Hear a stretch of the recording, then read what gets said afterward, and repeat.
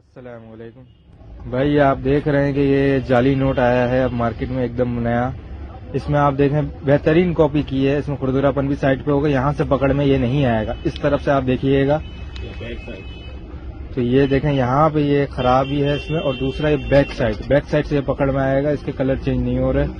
दूसरा बाकी कॉपी इन्होंने बिल्कुल एकदम ओरिजिनल के तकरीबन बराबर बनाई है।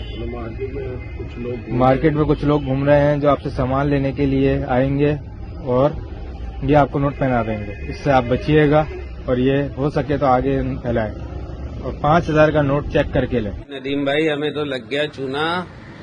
अब बता रहे हो चूना लगने के बाद ये देखो नोट देखो कैसे आए। बहन की टांग 50,000 रुपए हम माल लेके गया दुकान से, पता नहीं कौन है क्या है।